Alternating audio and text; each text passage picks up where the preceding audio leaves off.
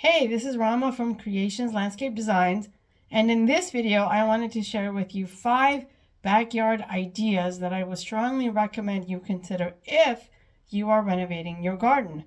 But before I do that, I make videos about drought-tolerant plants, California native plants, sustainability, and anything and everything in between. So if you'd like to get more of that content in your feed, then hit the red subscribe button.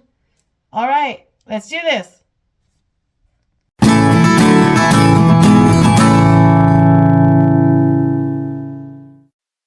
The first idea that I would recommend you consider in your backyard is having space to entertain.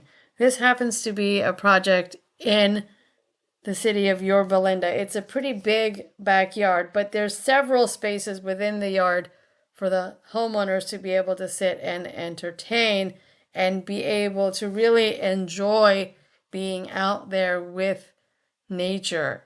And this, for example, was done in 2009 in Costa Mesa. Now, for this particular project, the husband adamantly wanted a custom barbecue area, and they use this often. It is a big area. There's places to dine, places to lounge, and it just creates that space for the homeowners to be able to have a party and a good time within their garden. And this happens to be a space also in the city of Costa Mesa. Now, in this case, it's an intimate entertaining area. It's cozy, it's just the right amount of space for one person to sit comfortably and entertain themselves. If entertaining large groups of people is not your thing. But again, it's the idea of creating space to live in your garden. The second idea for your backyard to consider is having a raised garden wall. Now, in this case, for this project in the city of Lake Forest, that cap of the garden wall is a foot wide, just wide enough for people to be able to comfortably sit. And once the homeowners gets additional table and chairs and they decide to someday host a party, they can actually have enough seating with this wall surface to be able to host a lot of people. It creates basically extra seating, especially in a space where there isn't a lot of room to have too much seating. So you can still hang out, still host people, and still have a good time and not be limited in where people are going to sit and how they're going to be comfortable in your yard. Now, the third thing I would consider for a backyard is some sort of focal point. The fountain here in this backyard in Yorba Belinda becomes a focal point because the window where it's most visible through is the kitchen window. So when the homeowners, either the husband or the wife, are looking out that window, they see this really beautiful fountain. And by this point, the plants have grown in enough that they see lots of pretty plants also around the garden. It creates visual interest. And even from around wherever you are in this garden, it creates something visually appealing to look at. Now, in this garden in San Juan Capistrano, what becomes the focal point is the swing.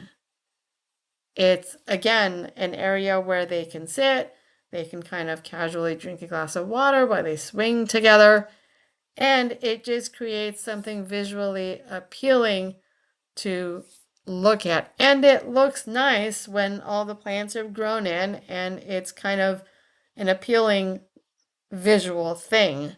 Now, this happens to be artwork, and the specific artist, and I will list his information in the description of the video, is an artist by the name of Dustin Gimbel. I know him personally, he's a great artist.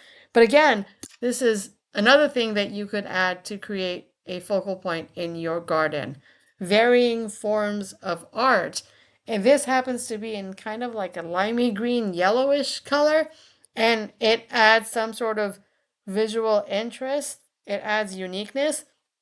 This happens to be white with the rest of the garden, and I believe that's red yucca in front with some what looks like fescue and foxtail agave. Again, it's a contrasting color, but it pops. It draws your eye to it, and it just looks really neat and cool. And it's a really interesting sculpture. It adds a little bit of something, as does this, to the garden amongst all the agaves and ornamental grasses here. And, and I think this is really great.